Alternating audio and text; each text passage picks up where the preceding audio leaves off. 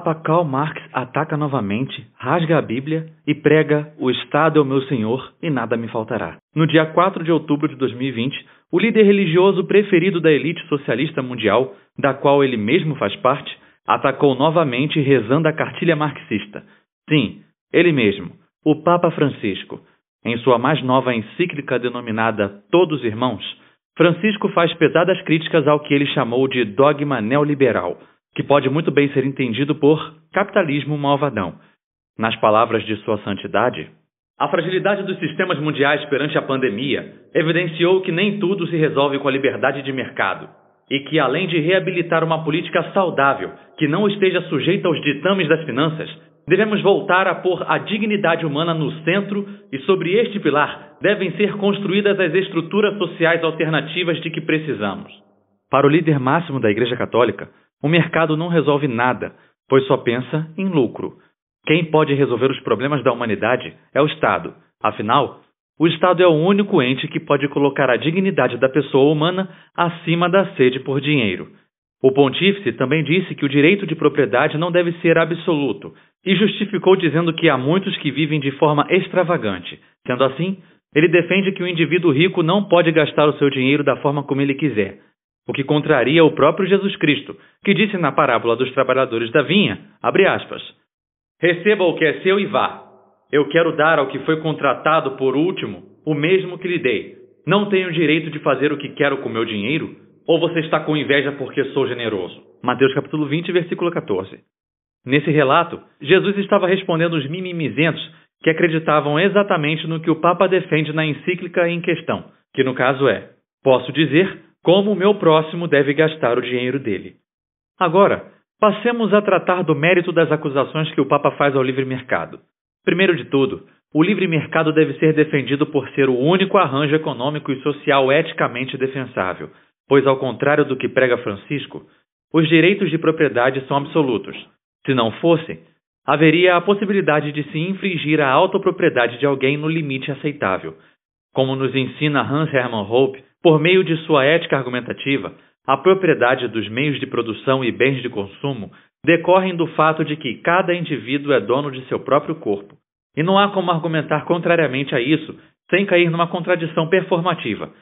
Se direitos de propriedade não são absolutos, coisas como escravidão ou estupro podem ser, em alguns casos, aceitáveis. Ademais, o que Francisco esquece de dizer é: quem decide o limite da respeitabilidade dos direitos de propriedade? Certamente, ele defende que seja o Estado, mas o Estado é uma abstração. Logo, para o Papa, políticos e burocratas têm o incrível poder de determinar com precisão quando se deve ou não deve respeitar os direitos de propriedade de alguém. Isso sem falar num fato que o Papa ignora: os pobres também têm direito de propriedade. Como fica o respeito à propriedade deles? Passando para a questão prática, a encíclica continua sendo uma grande bobagem de quem entende muito de socialismo e por tabela, e não sobre quem entende de economia. Se o pontífice tivesse lido Rothbard, Franz Oppenheimer ou Bertrand de Jouvenel, saberia que o Estado não surge para realizar o bem coletivo, e sim o bem daqueles que, por meio da estrutura estatal, vão expoliar as pessoas que estão submetidas ao seu governo. Estado é, e sempre foi, exploração econômica, roubo. Já o mercado sugere espontaneamente das relações sociais de indivíduos livres, cada um buscando seu próprio bem através do atendimento às necessidades dos outros por meio de trocas voluntárias. Foi o mercado, não o Estado, que tirou bilhões de pessoas da miséria nos últimos séculos e poderia estar fazendo um trabalho muito melhor se não fosse pessoas como o Papa defendendo o roubo estatal com a desculpa de lutar contra a pobreza. Contudo, cabe uma observação.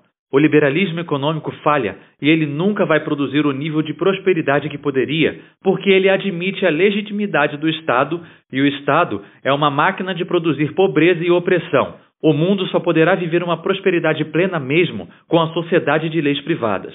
É preciso deixar claro que o mundo não se encontra como está por causa do capitalismo ou do livre mercado. O mundo se encontra em meio ao caos graças a duas coisas. A primeira delas é algo que na economia se chama capitalismo de Estado. Esse termo denota um sistema no qual existem empresas privadas, mas essas não são livres para agir conforme queiram. O Estado, nesse arranjo, tem um papel de guia econômico e sócio de todas as empresas. Na prática, isso cria em todos os setores da economia fortíssimos oligopólios e cartéis que prejudicam quem quer começar a empreender. E isso ocorre em todos os países, mas é preciso dizer que ocorre em níveis diferentes. Por isso, não se pode comparar, por exemplo, o Brasil com a Estônia. Mas, sobretudo, nas grandes potências, qualquer resquício de livre mercado já morreu há muito tempo.